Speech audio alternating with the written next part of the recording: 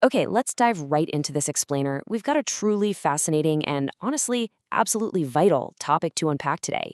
We're going to be exploring some core concepts from a brilliantly structured module by the Flying Wings online school, and it's all about biodiversity, conservation, and sustainable resource management.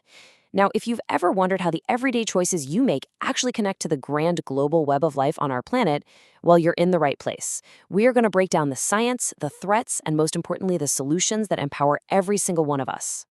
Imagine waking up one day and realizing that there are no birds singing, no trees giving shade, and no crops growing. I mean, it sounds exactly like the opening scene of a dystopian sci-fi movie, doesn't it? But here's the thing. This isn't fiction.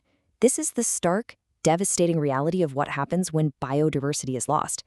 We often talk about nature as if it's just this beautiful backdrop for our lives, right? Like a nice place to visit on the weekend. But nature isn't just scenery, it's the literal life support system we are permanently plugged into. To understand exactly how we keep that life support system running smoothly, here's our agenda for today. 1. The foundation of life. 2. Major threats to biodiversity. 3. Strategies for conservation. And 4. Sustainable resource management. Let's jump right into Chapter 1, the foundation of life. So, what exactly is biodiversity? Well, biodiversity is, simply put, the variety of life. It encompasses all the plants, the animals, and the entire ecosystems they live in. Think of it kind of like a giant, incredibly complex game of Jenga. Every single species, from the absolute largest elephant all the way down to the microscopic fungi in the soil, is a block in that tower. Now, when you start pulling out blocks, the tower might wobble a bit, sure, but it stands. But if you pull out too many, or heaven forbid you pull out a crucial load-bearing block, the whole system collapses. Biodiversity is that complete tower. It is quite literally the foundation of human survival on Earth. Now, what's really interesting about this slide is how these abstract concepts translate directly into the 4 pillars keeping you and me alive right now. First up, food. All our crops, fruits, and livestock, they rely entirely on a diverse genetic pool just to survive diseases and changing environments. Second, medicine. And get this, here's a wild fact. Nearly half of all approved drugs in the last 40 years are derived directly from nature. Crazy, right? Third, we have clean air and water. Our forests basically act as our planet's lungs, and wetlands are our natural water filtration systems. And fourth is climate regulation. Ecosystems absorb carbon and help stabilize the very weather we depend on. Without biodiversity, these 4 pillars just completely crumble. Moving on to Chapter 2, Major Threats to Biodiversity.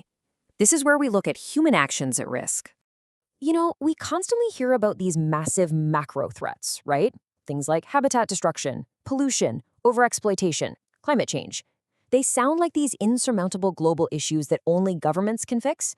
Actually, scratch that. It's more like these macro threats are entirely fueled by our micro, daily choices.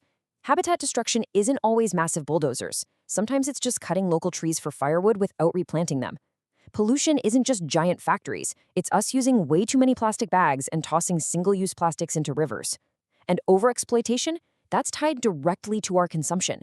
Even something as simple as wasting food increases the pressure on farming and land use. By contrasting these grand vocabulary words with everyday actions, the global impact of our daily lives becomes pretty undeniable. All right, let's pivot to Chapter 3, Strategies for Conservation. It's time to talk about actually protecting nature. And this brilliantly illustrates the 2 main scientific approaches we use to protect biodiversity. On one side, we have in situ conservation. Now, in situ just means on site, protecting species right where they naturally live.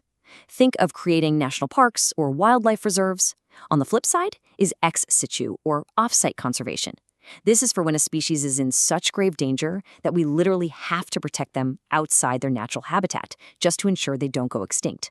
Things like zoos, botanical gardens, and massive global seed banks, they basically act as essential ecological life rafts. But listen, conservation isn't just something scientists in white lab coats do. It's deeply grounded in real-world human communities. Like I mentioned earlier, the source material for this explainer comes from the Flying Wings online school. Educational programs exactly like this are doing absolutely critical work empowering local communities.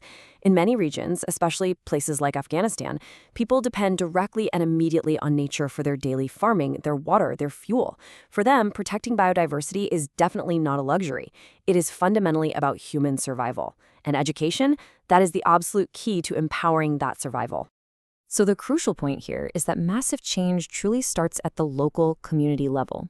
It looks like planting trees in your own neighborhood, saving seeds for future planting seasons, or just organizing campaigns to clean up local parks and rivers.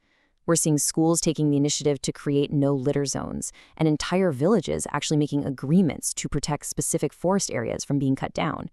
When local people step up and take charge to manage their forests, water, and land sustainably, I'm telling you, the ripple effects are absolutely enormous.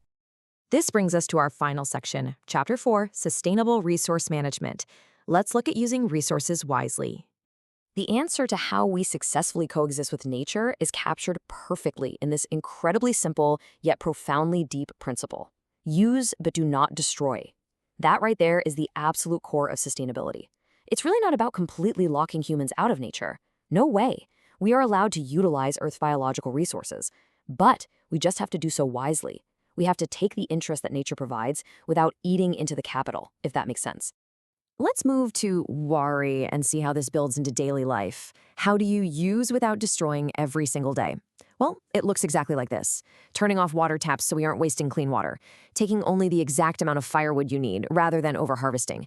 If you fish, it means making sure you aren't catching the small young fish so the population actually has time to replenish itself. It means buying eco-friendly or reusable products instead of grabbing single-use plastics. It means farming with techniques that nourish the soil rather than stripping it bare. Now, these might seem like tiny, almost insignificant acts on their own, but when millions of people do them daily, they scale up to create massive, literally globe-saving impacts. As we wrap up this explainer, I want to step back and pass the baton directly to you. What is one action you can start today to help protect biodiversity in your daily life? We've seen how our micro-habits feed macro-destruction, right? But we've also seen how simple, sustainable community choices are the absolute ultimate cure. We don't just live on Earth, we live with it. So what is your one action going to be? Pick one thing today, right now, and make that change. Because as we've learned, protecting life on Earth isn't a spectator sport. It really requires all of us. Thanks so much for learning with me today. Keep asking questions, keep exploring, and keep making those sustainable choices.